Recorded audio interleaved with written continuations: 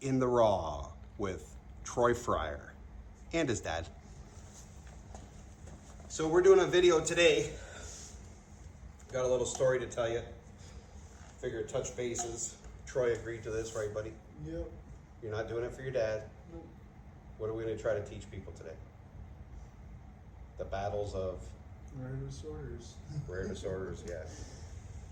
If So, it can be explained. what's that, bud? You If gotta it speak can up. be explained. Yeah, if it can be explained exactly. Today we're doing a video. Troy just got home from University of Michigan Hospital. Is it okay if I go into details Yeah, what you happened? can go Okay. all the way. We're not editing this video at all. So this is in the raw of two people with rare disease, father and son.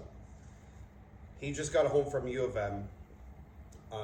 He ended up in the hospital, and I'll tell you the journey, then I'll tell you the real story. He ended up in the hospital, and the containers that you get sick in at the hospital, Troy was getting sick, but it was filling up this much with blood.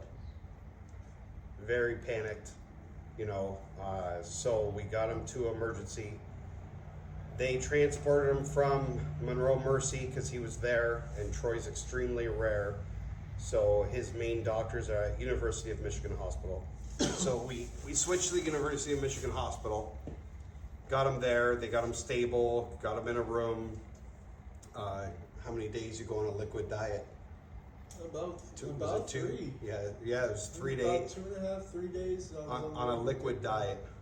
He was starving to death. He has lipodystrophy, which makes him starve to death. Even while he's eating, he's starving to death. So it was very, very, very difficult on him. He felt like, I mean, what did you feel like when you couldn't eat there, bud? the way to explain it is like, imagine eating while you're starving. Like, you can eat like food, Yeah. and then it feels like you're eating nothing. It's just Not satisfying you? no. Yeah. He was calling me, and we'll go back a little bit. I'm sorry I'm bouncing around because this is in the raw. But I figure that's what Troy was really nervous about what he's gonna say. So I just figured, you know, do it in the raw. That way there's no editing. If we swear, so I'll be the first one. Shit, there. Okay, we swore. This is not for kids. We're two regular people living with a rare disease, and I'm trying to help others. And Troy's goal was always to be a motivational speaker, but he's struggling now.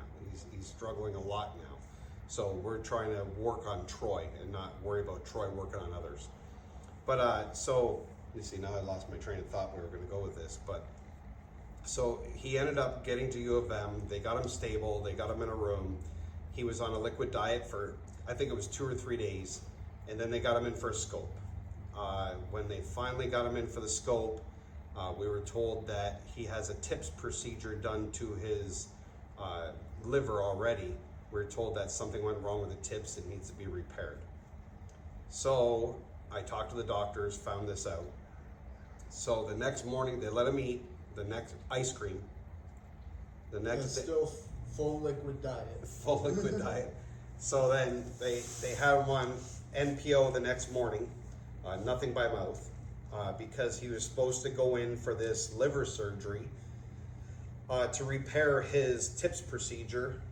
To find out, when I talked to the doctor in the morning, because I try to help Troy talk so he knows the right questions to answer, and the doctor said they're going to do it outpatient. So if they're going to do it outpatient, why do you have a person with a rare disease that they're starving to death all the time on NPO, and you're going to send him home? And you don't even know if he's going to not bleed again yet. It didn't make sense. To find out later that there's nothing wrong with the TIPS procedure. The TIPS is fine. What happened is, when Troy was getting sick, he tore something in is it your esophagus? Below it, right? It was below my esophagus. I had a small. They explained it as a paper cut Yeah. that overbled because of the amount of platelets that I constantly have. His platelets are extremely low all the time. They're below 20 all the time, right? Yes. And then his hemoglobin dropped to 6. That's how much blood we lost.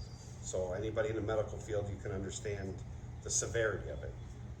So then we found out that he tore this and it was bleeding because of that. And they got him off NPO, they let him start eating. And then we got to the high blood sugar part because he has diabetes. And you have a boy that's starving for 3 or 4 days, never ate food.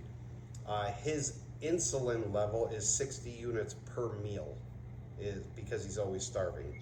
So they gave him 25 per meal, but they let him order 3 trays of food, which brought his blood sugar up to almost 600. He was at 5 something. Yeah, it was about 580. 580. So, but we just got home. He's having a little bit of difficulty now still. Yeah, my mindset is always struggling. I struggle to talk to people. I struggle opening up, and it's hard to explain that to people, but also explain my disorder. So that's why I had my dad explain a lot of the stuff to the doctors, so they more understand what's going on with me. Yeah. How were the nurses and all that? Well, When you explained that how they didn't understand your rare disease? They kind of looked at me with disbelief because I have the rare version of lipodystrophy, which is generalized acquired lipodystrophy, which there's only 7 people right now. The 8th person passed away. That we know of. I mean, Yeah, that I don't we know know of. anymore. The 8th person, I met him, and he's from British Columbia. Sadly, he has passed away. He was a very good friend of mine, and I met him in Florida. Did you meet him in Florida? I don't think Yeah, you met I him in Florida. met him in Florida during the convention where they went up. I went up and I spoke for lipodystrophy. Okay. I don't remember that part because I wasn't in Florida with him. No, that was the one trip that I did do alone, trying to become my own person, you know. Yeah, but we're trying to educate people on rare disease. You know, I'm not putting down anybody fighting cancer or anything like that, but with rare disease, we're usually using medication that is non-FDA approved.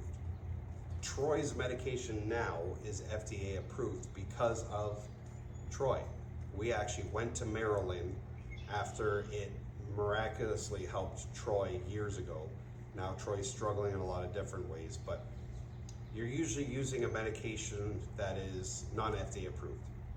The biggest thing with rare disease is you see all these cancer societies and all these other societies for HIV and everything else. Rare disease, there's really not a lot of funding and everything out there because of the fact of you have such a small percentage of people with a rare disease compared to the people that unfortunately have cancer. I don't want to see anybody sick, so don't think I'm knocking anybody with any other disease or disorder or anything, because I'm not. That's not what I'm doing. I'm just bringing awareness to rare disease. So you have, let's pick on the pharmaceuticals, the hospitals, the doctors. You have doctors that a lot of them are too arrogant to listen to the person with a rare disease because they're so highly educated and they're the doctor. And they really don't know because they've, you know, being a doctor, they don't focus on rare disease. Because unfortunately what it all comes down to is this. Yeah, there's no money behind. There's no money behind rare disease. So if you have, out of, let's say 1,000 people, if you have 2 people with a rare disease, actually we'll use 10%. You have 10% with a rare disease and 40% with cancer, or 1 person with a rare disease and 50 with cancer, and it's FDA approved medications that they're taking, the pharmaceuticals, the hospitals, everybody make money from them people. A lot of rare disease is dealt with non-FDA approved. So with non-FDA approved, they have research funding that yes, they get. But as a patient standing, there's nothing out there.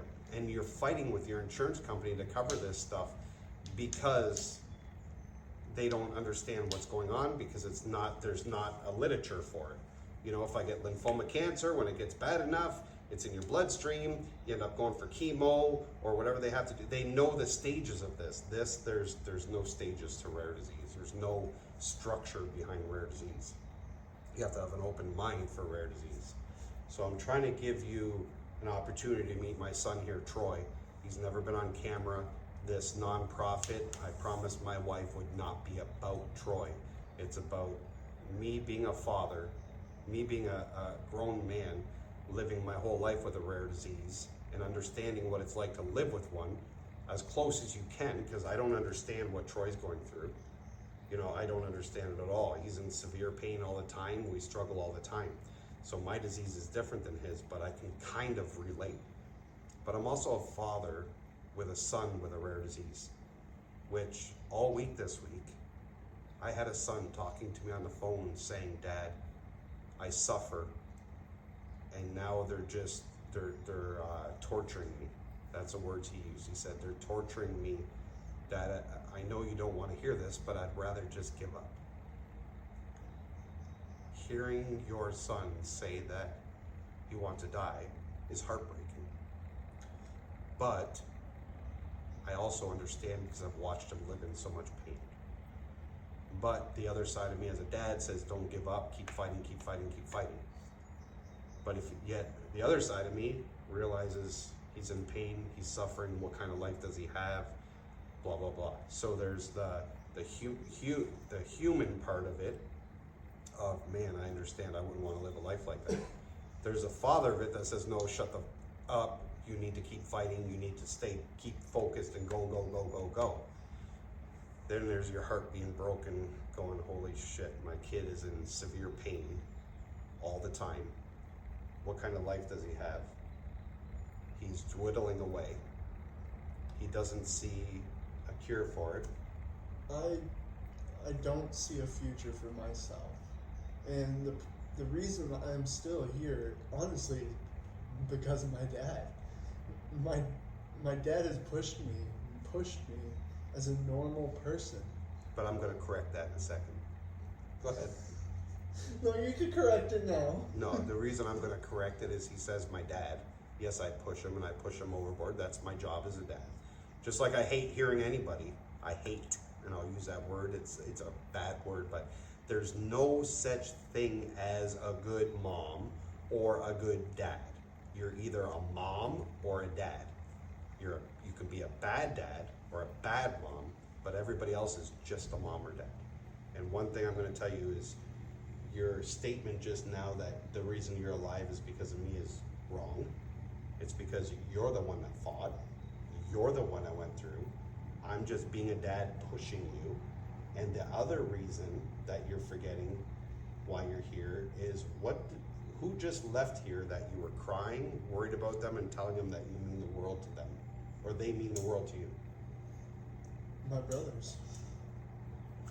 They are the only reason I'm still trying. I want to see my nephew grow up. I want to see the world. I want to see what we can do to better this world and just go from there. But you do inspire me, Dad. Well, you inspire me. I mean, like the things that you do, like that's the reason I was explaining your cause to my neighbor in the hospital just 2 hours ago. yeah, Vietnam vet, born in what year, Troy? 1943. 1943. Or 7. I'm not 100% sure. I thought I heard 7 or 3. Okay. So. Yeah, Troy was talking about Race for Tomorrow, and that's what Race for Tomorrow is we're out there to educate. We're dealing with mental illness. We're dealing with rare disease. Rare disease causes mental illness because you get PTSD. You're worried all the time. You're pulled in 50 million directions. You're fighting with pharmaceuticals. You're fighting with your own family, trying to get them to understand your struggle on a daily basis.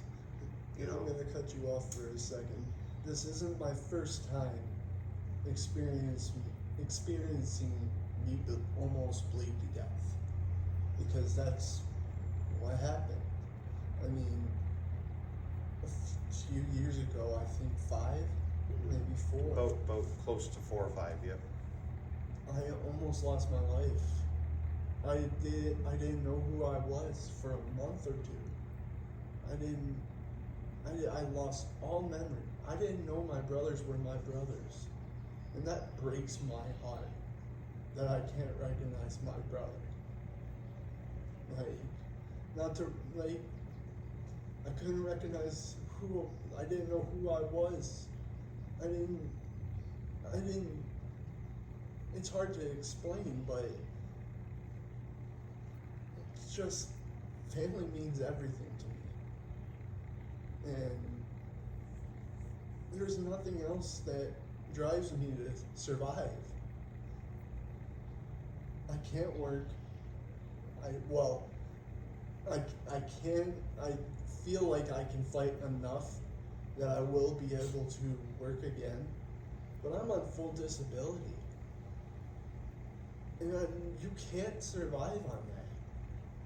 There's no possibility of you owning a home. There's no possibility of making sure you have food.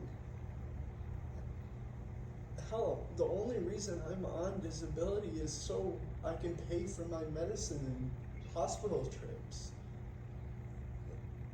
Other than that, I'd be a goner. I'd be gone in weeks.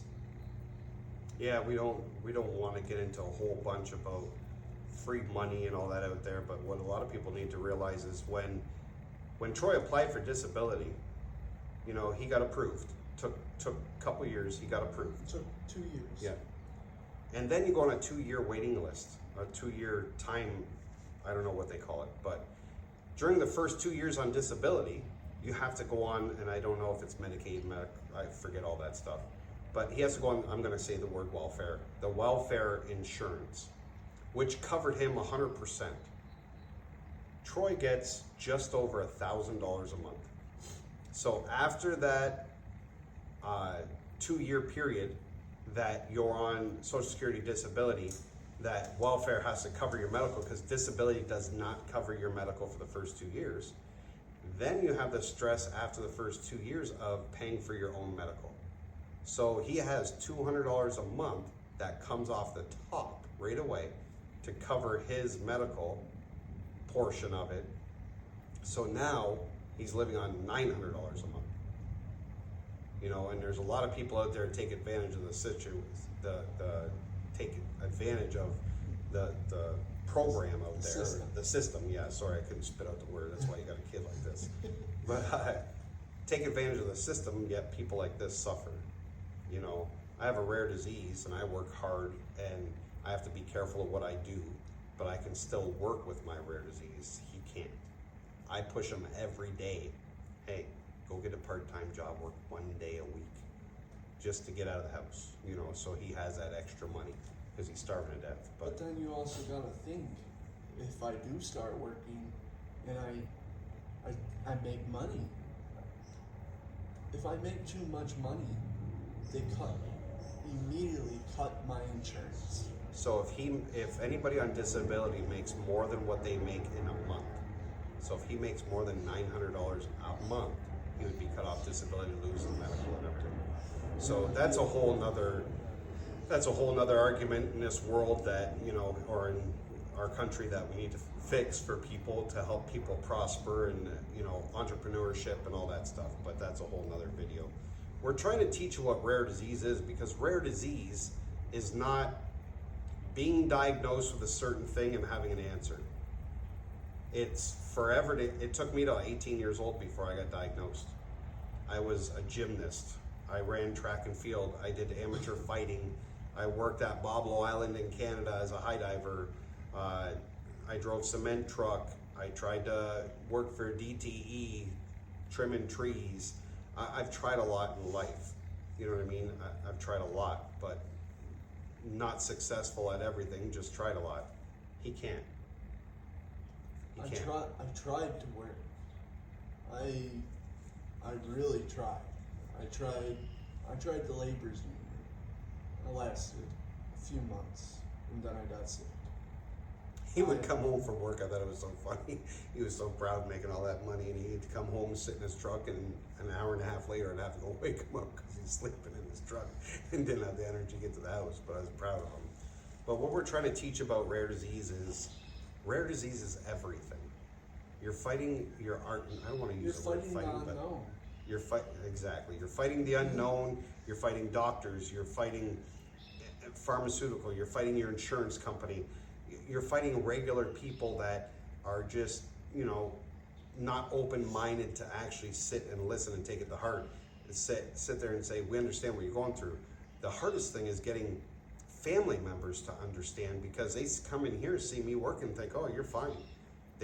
People don't realize your struggle. And I think that's one of the hardest things in rare disease is when people just don't understand. For example, sitting in the hospital for 4 or 5 days, I was put on,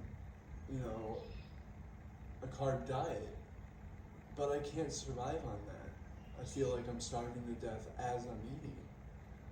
So I had to explain this to the doctors, but they just blow it off. Like it's like, you don't know what you're talking about. No, I do know what I'm talking about. I've been in hospitals my whole life. You can't really explain it to people to the point where they can understand. They just blow you off. Yeah, it's not having the open mind and everything of being able to actually sit down, listen to a patient, listen to a person, and believe what's coming out of their mouth. Rare disease is not in a textbook. It's not A, B, C, D. It's A, you jump to Z, you come back to B, you're back at C, you know how many times people ask me, how's Troy doing? Same. What do you mean same? Well, let's see, he's never gonna get better, and we're gonna maintain what he has. So what would you like me to tell you? But trying to teach people rare disease is extremely tough. That's why we have Race for Tomorrow. And Race for Tomorrow is a way for me to feel good, for people like Troy to feel good, because he's involved in something. When you see another child or you're helping somebody, it just ignites you like no tomorrow. With our nonprofit, I'm going to get away from our conversation a little. With our nonprofit, we do not pull a wage off it. All the money goes back to Race for Tomorrow. We're going to put everything on YouTube, as long as a patient agrees. Facebook, you can go on our Facebook. You go on Instagram, TikTok.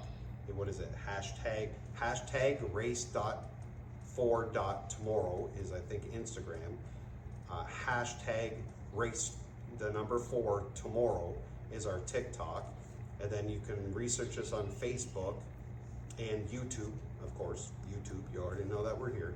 So we're gonna put all of our money and all of our, not our money, but our events that we raise, we're gonna put it out there so you can see it. So it'll heal your heart, because I know this is the way it heals mine because of him. And on TikTok, you can just search race4 tomorrow, and then it will pop up 2 profiles. One of them is the one he made a while ago, but it always has the number 4 as the profile picture, because we're racing for tomorrow, because tomorrow's not guaranteed to anyone. That's so true, and you don't even need a rare disease for that, because we could get in our car and be gone, and give your loved ones a hug goodbye, give them a kiss. Don't be scared to speak your mind. Don't be scared to show your heart. That's what Race for Tomorrow's at. So I just wanted to share a little bit with Troy, because he's sitting over there feeling like a failure, feeling depressed, feeling very scared, like they shouldn't let him out of the hospital yet. But we'll get him back in shape. It's just, we got to deal with lactulose and ammonia levels and stuff like that. So we'll get him back in shape. We'll get him thinking positive, and I think this video helped him a little bit realize that he wants to see the numbers out there. He's seen other YouTubers do videos on him, because he's been on PBS, the show Healthy Body, Healthy Mind. He's been on PBS, The Truth About Fat. He's also been on the show where they reenacted our life of trying to get diagnosed. If you look it up, it's Discovery Channel, the program Diagnose Me. They reenacted our lives on that, and it gives you a little bit of insight of living with a rare disease. The funds aren't out there, and we're trying to help people the best we can. And Little Spark is going to get done. It's going to come to a town hopefully near you, put a burnout show on to excite all the kids, and then, you know, to let the kids, trust me, when I'm driving this car and I do the show and I do the burnout and everything, it's going to be a lot of fun for me. But to see them children climb in this and sit in there and feel it and everything. I guarantee he'll cry. Oh yeah, shut up, dude. He's right though. To see the kids climb in the cars and stuff is just heart. It's awesome. So I want to remind everybody out there, we are going to one event coming up in Monroe, because I'm going to post this. It will be, I think it's June 7th is Saturday, this coming Saturday, 1 p.m. until. It's a company in our town that's going to help us out. They're letting us set up our merch tent, get our words out there. It's called The Shit Show.